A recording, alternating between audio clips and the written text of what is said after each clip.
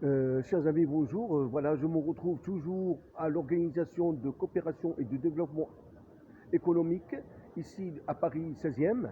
Et je me retrouve devant un invité qui va décrire un petit peu comment il a trouvé le 22e forum pour l'Afrique. Bonjour monsieur. Bonjour, Guy Richard Moika, je suis CEO chez GRM Consulting. Le 22e Forum économique international sur l'Afrique, très pertinent parce qu'il a pu toucher du doigt trois éléments que je trouve qui sont très importants.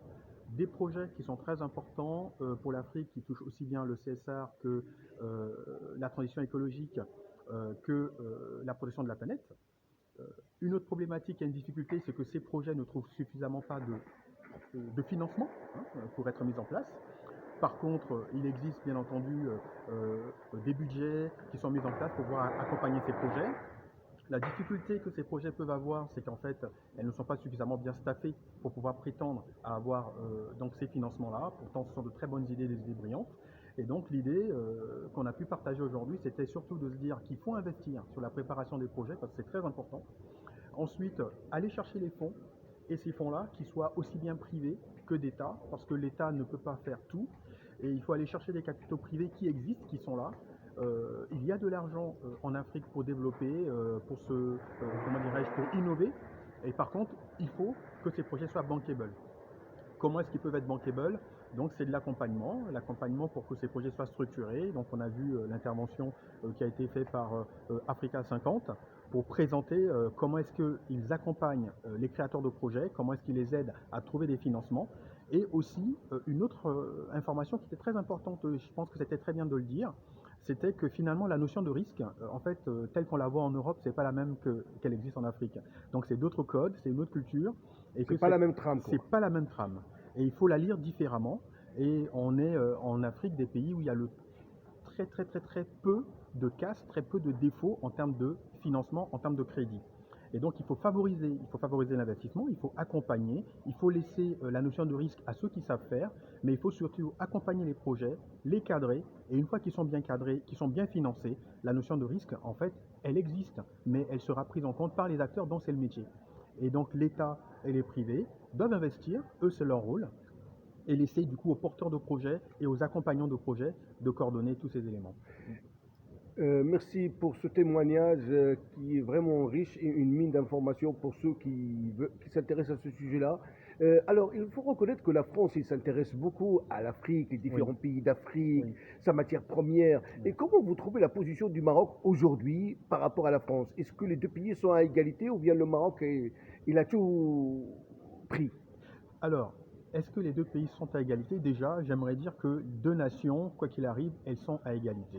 Aujourd'hui, il faut qu'on aille dans une autre dimension qui est celle de dire on est des États partenaires et donc la négociation doit être gagnant-gagnant. On ne peut pas, dans un cas, gagner, léser l'autre partie ou dans l'autre partie attendre que l'autre nous donne gratuitement.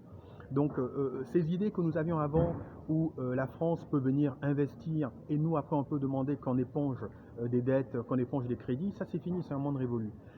Aujourd'hui nous sommes des États, je pense que nous sommes suffisamment mûrs, nous avons porté des projets pendant longtemps, la coopération elle existe, mais celle-ci doit être gagnante-gagnante. Pourquoi? Parce qu'en fait les générations elles attendent que les investissements qui soient faits aillent vraiment au bénéfice des populations. Il ne faut pas faire de la coopération juste pour faire de la coopération bashing, si je peux dire. Il faut que ces investissements soient vraiment porteurs, que ces investissements aillent vraiment pour le développement des populations et que les secteurs prioritaires, ceux que attendent, notamment si on parle du Maroc, et c'est pareil pour l'Afrique, que ces secteurs prioritaires soient réellement des secteurs où on investit.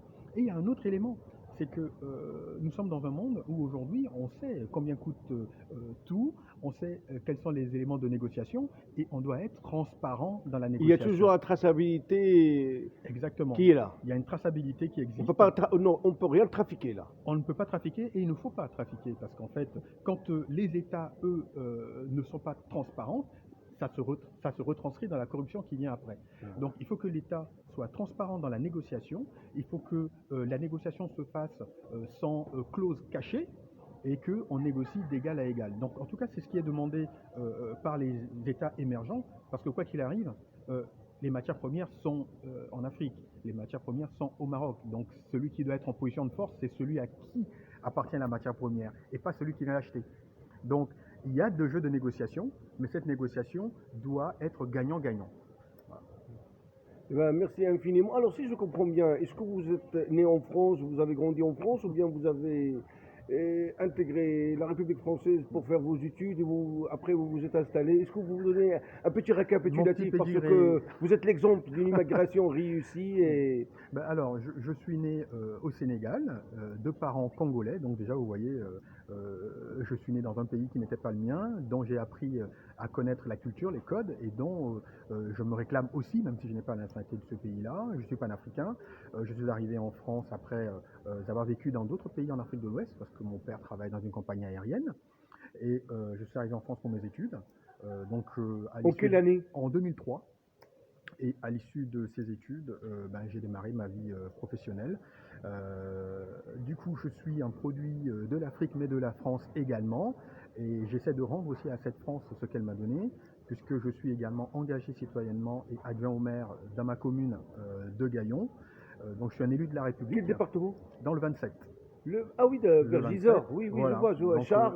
Parce le qu'avant, 27, j'étais professeur Évreux. au lycée de Char et Ouais. je prenais le train qui va à Gisors. Ah, Le d'accord. département 27. Département Voilà. 27, donc C'est la voilà. limite entre l'île de France et la province. Ouais. Exactement. Ah, ouais. Et donc, je suis élu dans ma ville et je donne aussi ce que la France m'a donné en retour et je donne également ce que l'Afrique m'a donné puisque je suis le produit de ces deux continents-là. Donc, si je suis là aujourd'hui, c'est pour aussi nouer des contacts, c'est de voir comment est-ce qu'on peut apporter sa pierre à l'édifice, rencontrer des gens, partager de l'expérience, apprendre aussi de ces personnes-là sur ce qu'elles font sur le continent africain, parce que je pense que la réussite de tout le monde, ce sera si les deux communautés et les deux pays évoluent. Il faut du gagnant-gagnant, il ne faut pas être en confrontation. L'Afrique n'a pas à se confronter avec l'Europe ni la France, et la France n'a pas à se confronter avec l'Afrique. Il faut voir comment est-ce qu'on peut renouer de nouveaux partenariats où les uns aident les autres. Donc je pense que c'est le sens de l'histoire, et moi c'est dedans que je me retrouve, et c'est pour ça que je m'engage aussi bien dans la France, qui est mon nouveau pays d'adoption, que dans l'Afrique où j'ai pu, on va dire, où je suis né déjà, et où j'ai pu participer, où je continue à aller Bien pour sûr, apporter ce Guillaume. que je peux, Exactement. apporter. Donc Voilà. vous avez connu plusieurs présidents de la République française, il me semble. Jacques Oui, Chirac. Jacques Chirac, Sarkozy, Hollande et aujourd'hui Emmanuel Macron. D'accord, ok.